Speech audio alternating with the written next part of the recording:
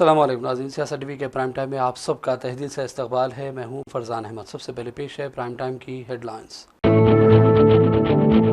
मुल्क भर में बढ़ती हुई बदअनवानी पर गहरी तशवीश। मानसून के दौरान बेहतर बारिश खुशाइन। तेलंगाना कानून साज कौंसिल के चेयरमैन जी सुखेंदर रेड्डी की मीडिया से बातचीत। ओबीसी रिजर्वेशन पर मरकज की हुकूमत को फैसला करना चाहिए। बेरोजगारों को रोजगार फराहम करना हुकूमत की जिम्मेदारी।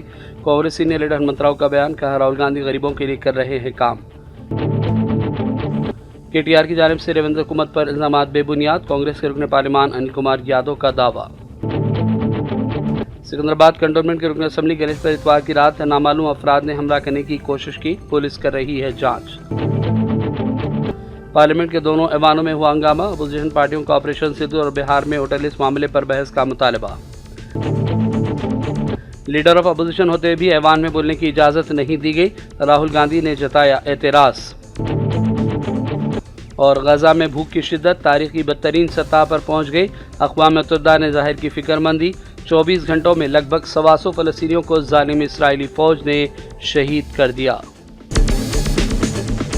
हेडलाइंस आपने देखी और पेश है खबरों की तफसीलात। शुरुआत करेंगे अहम खबरों से। तेलंगाना कानून साज कौंसिल के चेयरमैन जी सुखेंदर रेड्डी ने मुल्क भर में बढ़ती हुई बदअनवानी पर गहरी फिक्र का इजहार किया। आज नलगोंडा में अपने कैंप ऑफिस में मीडिया से बातचीत में उन्होंने कहा कि इंतखाबात में बेतहाशा खर्च पर कोई पाबंदी न होना ही करप्शन में इजाफे की बड़ी वजह है। उन्होंने इस सिलसिले में सुप्रीम कोर्ट और इलेक्शन कमीशन से मुदाखलत की अपील की और कहा कि आवाम को मुफ्त स्कीमों के नाम पर अरबों रुपये खर्च किए जा रहे हैं और उस पर कंट्रोल न किया गया तो मुल्क की मईशत बहरान का शिकार हो सकती है। जी सुखेंदर रेड्डी ने कहा कि हालिया दिनों में सियासत में जुबान का इस्तेमाल भी निचले दर्जे पर पहुंच गया। हर सियासी रहनुमा को खुद एहतसाबी की ज़रूरत है। उन्होंने कहा कि अवाम में सियासतदानों के तय नफरत और बेएतमादी बढ़ी है, इसलिए सियासी रहनुमाओं को अपनी ज़बान के ज़रिए इज़्ज़त कायम रखना चाहिए। उन्होंने नागार्जुन सागर प्रोजेक्ट की बाय नहर से पीने के पानी की पेशगी फराहमी के लिए रियासती हुकूमत के फैसले का खैर मकदम किया और चीफ मिनिस्टर रेवंत रेड्डी और वज़ीर आबपाशी उत्तम कुमार रेड्डी का शुक्रिया अदा किया। उन्होंने कहा कि महकमा मौसमियात के अंदाजे के मुताबिक आने वाले दिनों में मज़ीद शदीद बारिश का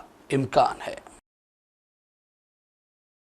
कांग्रेस के सीनियर लीडर हनुमंत राव ने कहा कि ओबीसी रिजर्वेशन पर मरकज़ की हुकूमत को फैसला करना चाहिए। उन्होंने भी कहा कि नौजवानों की मदद करना, बेरोजगारों को रोजगार फराहम करना हुकूमत की जिम्मेदारी है। राहुल गांधी की उन्होंने भरपूर अंदाज में सताइश की और कहा कि वो मुल्क के गरीबों के लिए खिदमत अंजाम दे रहे हैं। 2 बजे तक करे, इसका भी डिस्कस होना और साथ ही साथ ओबीसी का जो रिजर्वेशन का अमल होने के वास्ते सब पार्टी का मदद होना, खुसूसन अपोजिशन पार्टी मेन है बीजेपी इसमें मदद करना चाहिए।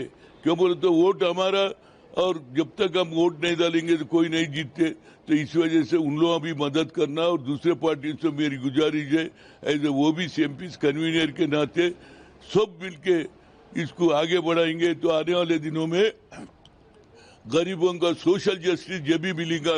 ये राहुल गांधी का सोच है और राहुल गांधी जिंदगी तमाम न्याय के वास्ते लड़ रहा, देश में गरीबों को ऊपर लाने का काम कर रहा है। इसको बराबर मल्लिकार्जुन कर पूरी मदद रहेगा और देश भर में भी सभी एमपी पार्लियामेंट सेशन चल रहा है, इसके ऊपर भी डिस्कस होना चाहिए पहलगाम का।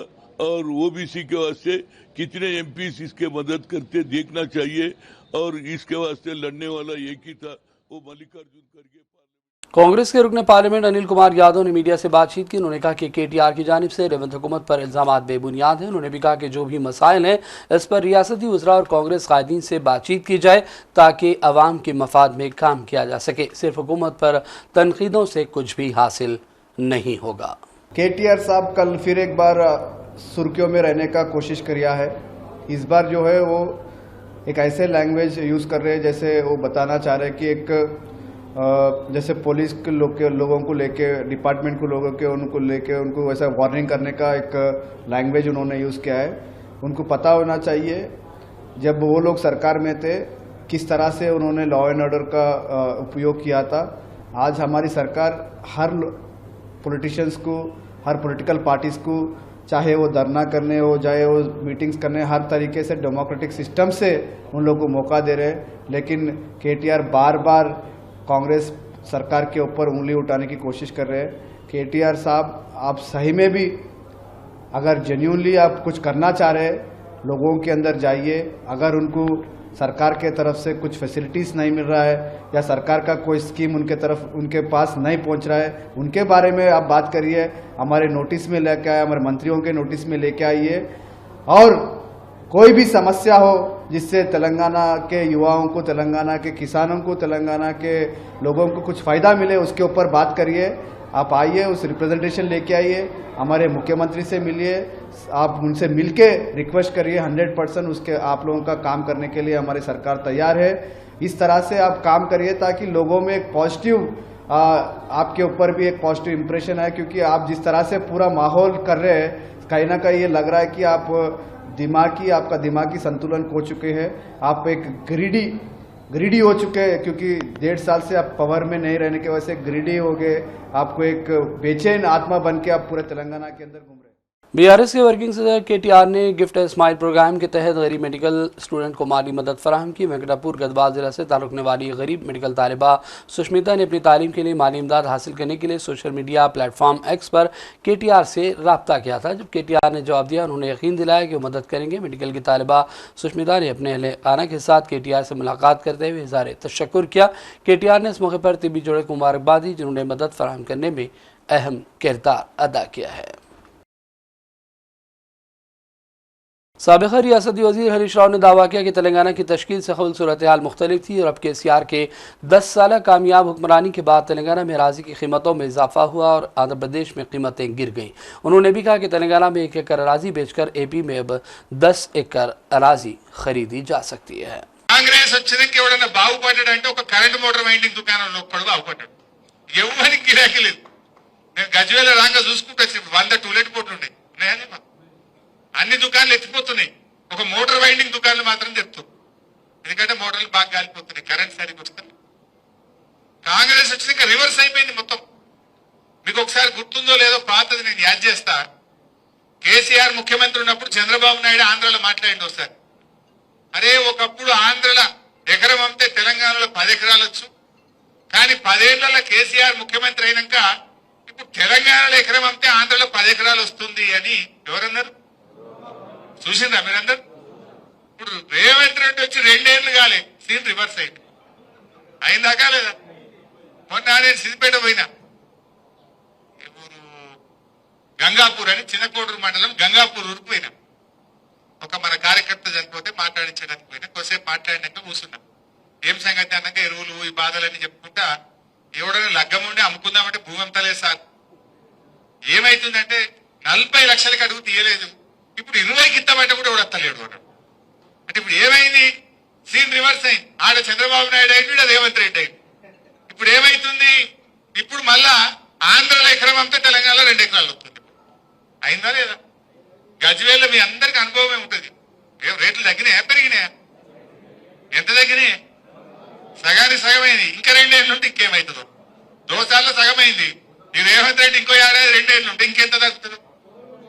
బేరాలు బంధు, కార్లు గుంజుకపోతుర్రు, మోటార్ సైకిళ్లకు ఇన్స్టాల్మెంట్లు లేవు, దుకాన్లు బంద్ అయిపోయినాయి, డీజిల్ కు పైసలు లేవు, బేరాలు లేవు, కొత్తగా ఇల్లు కట్టేవాడు లేడు, ప్లాట్ కొనేటోడు లేడు. ఎవడన్నా అవసరం పడి భూమి అమ్ముకుందామంటే కొనే దిక్కులేదు. నిజమేనా? ఇది రేవంత్ రెడ్డి పాలన పుణ్యం. ఎవరు తృప్తిగా ఉన్నారు? ఎవరికి నువ్వు మేలు చేసి सदर नशीन तेलंगाना वक्फ बोर्ड अजमतुल्ला हुसैनी ने अपने आबाई वतन गंभीराव पेट जिला सिलसिला का दौरा किया। आलमगीर मस्जिद के बोसीदा मीनारों का मुआयना किया और ऐलान किया कि मस्जिद की मरम्मत, तोसी और कमर्शियल कॉम्प्लेक्स की तामीर के अलावा मौजूदा मुस्लिम शादी खाना का उर्दू घर को जदीद मॉडल शादी खाना की तर्ज पर तामीर करेंगे। सदर नशीन तेलंगाना वक्फ बोर्ड अजमतुल्ला हुसैनी ने हमारे नुमाइंदे आसिफ अली सादत से बातचीत की। अल्हम्दुलिल्लाह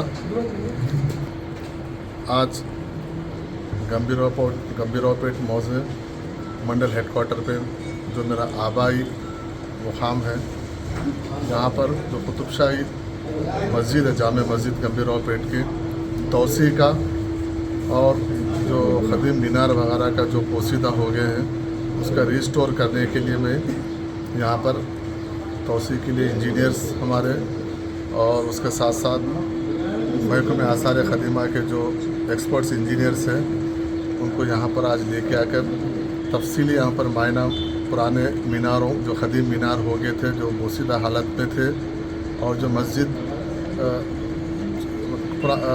ख़दीम मस्जिद थी तो उसको और उसकी तौसीह करने के लिए यहाँ पर आज तफसीली मायना किया गया है।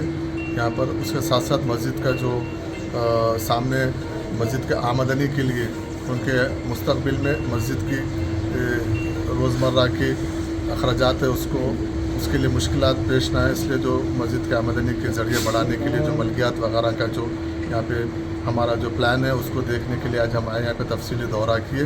मेरे साथ मुकामी मस्जिद कमेटी के ज़िम्मेदारान और मुकामी कांग्रेस हमारे पार्टी के और दूसरे यहाँ पे दूसरे जमातों के कायदीन तमाम लोग मेरे साथ थे और ख़ास तौर पर यहाँ पर हमारे जो मुस्लिम अक़लियती भाई हैं सब लोग साथ थे।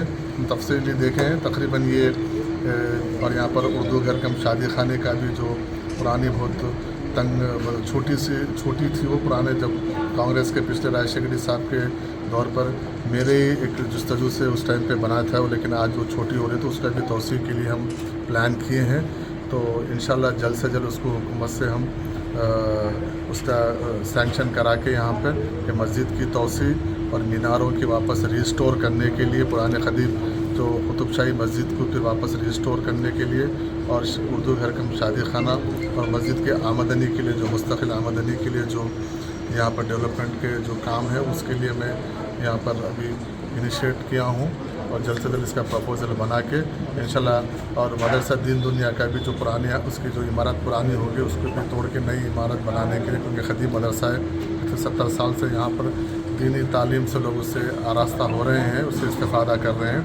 उसको वापस उसको फिर अच्छे तरीके से उसको मौजूदा पुराने हालात में उसको लाने के लिए ये 3-4 काम लेके आज मैं यहाँ पर आया था। मेरा क्योंकि मेरा आबाई मुकाम है, मेरी ज़िम्मेदारी है कि मैं यहाँ पर कुछ करूँ और इंशाल्लाह इसको जल्द से जल्द हम इसका काम शुरू करेंगे। ये बारिश का सीज़न जैसा ख़त्म होता है उसके बाद हम इसका काम शुरू करके, क्योंकि तकरीबन ये शादी खाना, मस्जिद की तौसीह, मीनारों का वापस रिस्टोर करना और मदरसे का ये तकरीबन 2 से 2.5 करोड़ का ये काम है।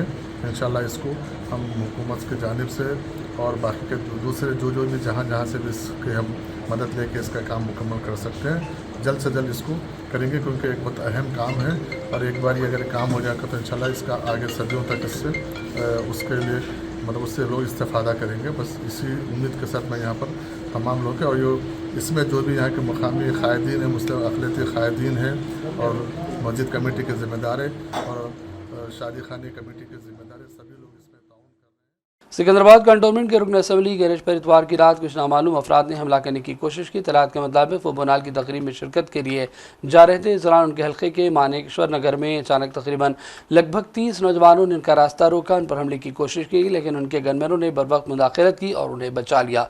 इस वाक़े में MLA गणेश की कार को नुकसान पहुँचा। वाक़े के बाद MLA ने उस्मानिया यूनिवर्सिटी पुलिस स्टेशन पहुँचकर शिकायत दर्ज करवा दी है। पुलिस ने इस पूरे मामले की जाँच का आगाज़ कर दिया है।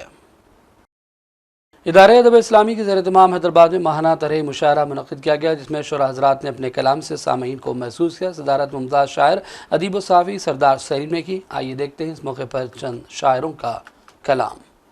कबड्डी से वो खेला होना, आज के बच्चों को मोबाइल के गेम होना, क्या बात है, आज के बच्चों को मोबाइल के गेम होना, आज के बच्चों को मोबाइल के गेम होना।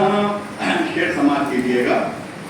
बकरियां ही मैं चराऊंगा कहाँ तक मामू, बकरियां ही मैं चराऊंगा कहाँ तक मामू, बकरियां ही मैं चराऊंगा कहाँ तक मामू। हो गया हूँ मैं बड़ा अब मुझे भैंसा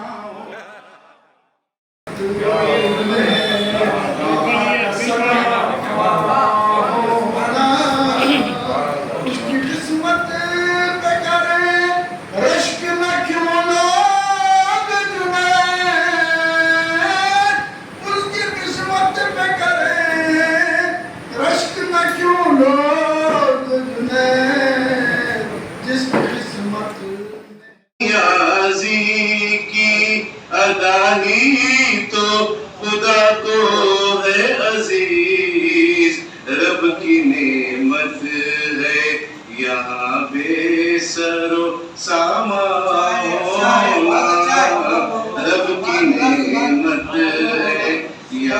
बेसरो सामा होना, बेनियाजी की अदा ही तो खुदा को है अजीज, रब की नेमत है यहाँ बेसरो सामा होना। हमने देखा है असल माँ की दुआ का पल पल,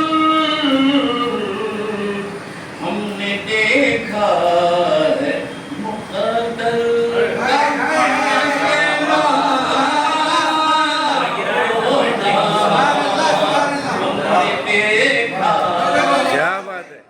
और अब बात करेंगे मौसम के हवाले से। तेलंगाना में आइंदा 5 दिनों के दौरान मुख्तलिफ अजला में शदीद बारिश का इम्कान है। महकमा मौसमियात की हैदराबाद की जानिब से जारी करदा वार्निंग के मुताबिक जनूब मगरबी मानसून एक बार फिर सरगर्म हो गया और खलीज बंगाल में बनने वाली हवा के कम दबाव के बाद से रियासत के कई इलाकों में मूसलाधार बारिश हुई। इतवार के रोज़ पेदापल्ली, भोपालापल्ली, मुलुगु, खम्मम, महबूबाबाद, वरंगल, हनमकुंडा, महबूबनगर और नागर कर्नूल अजला में शदीद बारिश हुई। पीर के रोज़ आदिलाबाद, आसिफाबाद, मंचिरियाल, करीमनगर, पेदापल्ली, भोपालापल्ली और दीगर इलाकों से बारिश की इत्तलात हैं।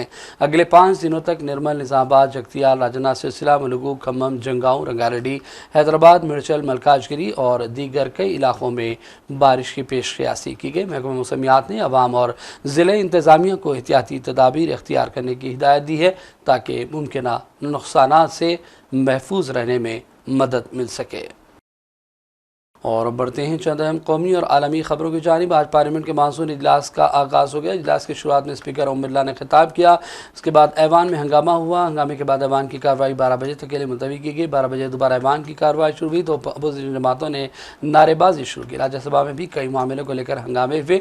इस अवल पार्लियामेंट की कार्रवाई शुरू होते ही पहलगाम दहशतगर्द हमला, अहमदाबाद तैयारा हादसे के महलूकीन को भी खिराज पेश किया गया। इसके बाद लोकसभा में अपोजिशन पार्टियों के अरकान ने पहलगाम दहशतगर्द हमले और बिहार में होटल लिस्ट की खुसूसी गहरी नजर सानी की कवायद समेत दीगर मामलों पर बहस की मांग की है। इस दौरान हंगामे की वजह से ऐवान की कार्रवाई मुतासिर होती रही।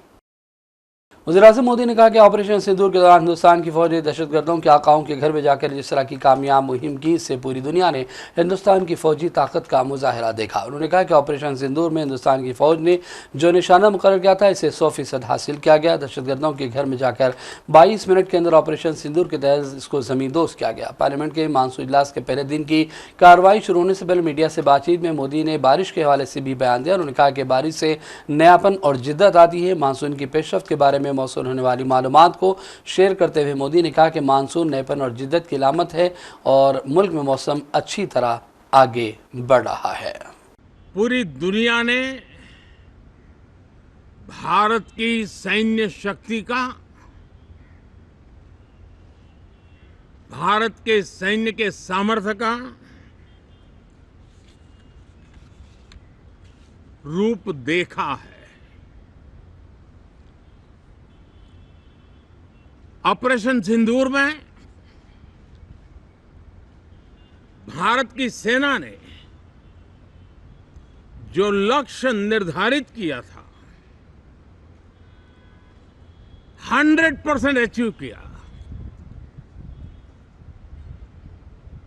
आतंकियों के आकाओं के घर में जाकर के 22 मिनट के भीतर भीतर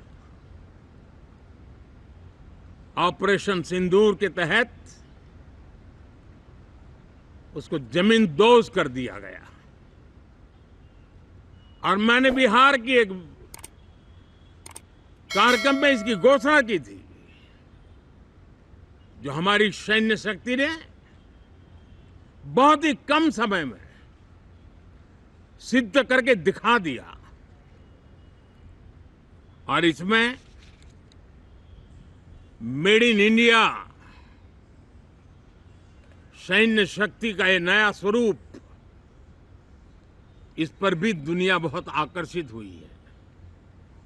इन दिनों विश्व के जिन जिन लोगों से मिलना होता है तो भारत के इस मेड इन इंडिया जो औजार तैयार हो रहे हैं उसके प्रति दुनिया का आकर्षण बढ़ रहा है। मुझे विश्वास है कि जब सदन इस विजयोत्सव को एक स्वर में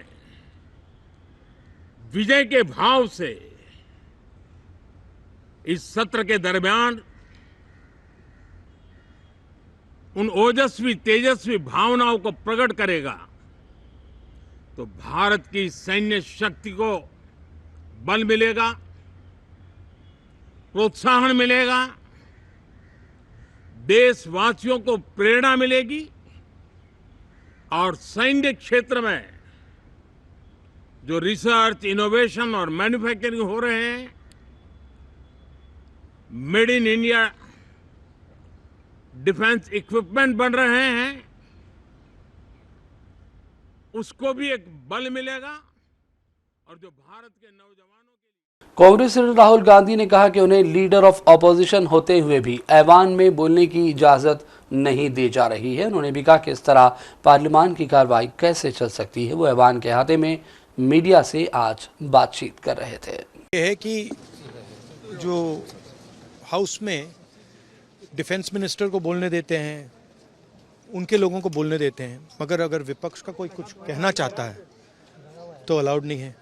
मैं लीडर ऑफ ऑपोजिशन हूँ, मेरा हक है, तो मुझे तो कभी बोलने ही नहीं देते हैं। तो ये एक नया अप्रोच है। क्या सवाल चाहते हैं आप? क्या सवाल आप चाहते हैं सर जो प्रधानमंत्री से? बट दौड़ के निकले हाउस से एक सेकंड में,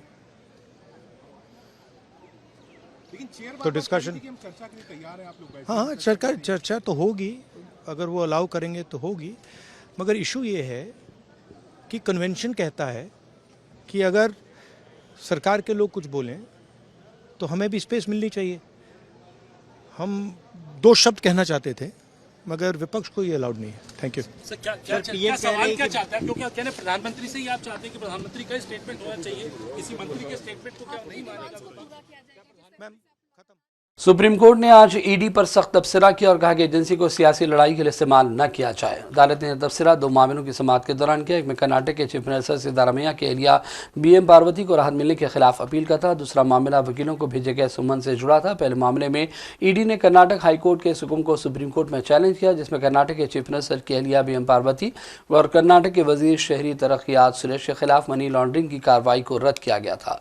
ये case Mysore urban development authority के जरिए मुबैना तौर पर गैर कानूनी साइट अलॉटमेंट के हवाले से जुड़ा हुआ था। अदालत ने रिमार्क किया कि सियासी लड़ाई अवाम के दरमियान लड़ी जानी चाहिए, ईडी का इस्तेमाल क्यों किया जा रहा है। जस्टिस गवाई ने भी कहा कि हमें सख्त तबसरा करने के लिए मजबूर ना किया जाए। मुंबई लोकल ट्रेन बम धमाके मुकदमे का तारीखी फैसला बॉम्बे हाईकोर्ट की 2 रुकनी बेंच ने जाहिर किया। अदालत से खुसूसी महकूक अदालत की जानिब से 5 मुलजिमीन एहतशाम खुदबुद्दीन सिद्दीकी, कमाल अंसारी, फैसल अता, रहमान शेख, आसिफ बशीर, नवीद हुसैन को मिलने वाली फांसी की सज़ा को गैर कानूनी करार दिया गया। इसी के साथ साथ अदालत से 7 मुलजिमीन मोहम्मद अली शेख, सोहेल शेख, जमील, लतीफ़ रहमान, डॉक्टर तनवीर, मुज़म्मिल अता रहमान, शेख माजिद शफी, साजिद मरूब अंसारी को मिलने वाली उम्र कैद की सज़ा को भी ख़त्म कर दिया गया। यानी हाईकोर्ट ने अपने फैसले में निचली अदालत के फैसले को गैर कानूनी करार दे दिया है और इसे मुलजिमीन के हक में तब्दील किया गया। आज पीर को कांग्रेस सदर मल्लिकार्जुन खड़गे के 83वें यौम पैदाइश पर नायब सदर जगदीप धनखड़ और कई सियासी कायदीन समेत कांग्रेस के सरकर्दा लीडरों ने नेक तमन्नाओं का इजहार किया और खड़गे की अच्छी सेहत और तवील उम्र की तमन्नाओं का इजहार किया। कांग्रेस जनरल सेक्रेटरी प्रियंका गांधी ने खड़गे को एक रहनुमा करार दिया। समाजी इंसाफ के तय उनकी क़यादत और अज़्म की भरपूर अंदाज में तारीफ की। राहुल गांधी ने खड़गे के साथ मिलकर केक काटा। इस मौके पर तमाम कांग्रेस लीडरों ने खड़गे को सालगिरह की मुबारकबाद पेश की। और बात करेंगे फ़लस्तीन की। अक़वाम मुत्तहिदा के खुराक के आलमी प्रोग्राम ने गज़ा में भूख की शिद्दत को तारीख़ की बदतरीन सतह पर करार दिया और कहा कि हर तीसरा फ़लस्तीनी कई दिनों से फाका कशी पर मजबूर है। रिपोर्ट में कहा गया कि इमदादी खुराक की तलाश में निकलने वाले शहरियों पर काबिल इसराइली टैंक और फ़ौजियों की जानिब से बराह रास्त फायरिंग की जा रही है। गज़ा में लोग खुराक की अदम दस्तियाबी से मौत का शिकार हो रहे हैं और बैनुल-अक़वामी बरादरी को फौरी तौर पर खुराक की महफूज और वसी तर तरसील को यकीनी बनाना चाहिए। ज़ालिम इसराइली फ़ौज ने मासूम फ़लस्तीनियों पर आज भी फायरिंग की, जिसकी वजह से कई अफराद की शहादत की इत्तलात है। 24 घंटों में लगभग 125 फ़लस्तीनियों को ज़ालिम इसराइली फ़ौज ने शहीद किया, जबकि दर्जनों ज़ख्मी हो गए हैं। बांग्लादेश में आज एयर इंडिया का तैयारा हादसा जैसा मंजर देखा गया। फिजाइया का एक तैयारा हादसे का शिकार होकर एक कॉलेज की छत पर गिर गया। बांग्लादेश एयरफोर्स का यह जंगी तैयारा परवाज भरने के कुछ ही मिनटों बाद कॉलेज की इमारत पर गिर गया। इस हादसे में पायलट की मौत की सबसे पहले तस्दीक की गई, जबकि 16 स्टूडेंट्स और 2 टीचर्स की भी मौत की इत्तलात मौसूल हुई हैं, जबकि इमदादी काम साइट पर जारी है। और आखिर में हेडलाइंस पर डालेंगे एक और नजर।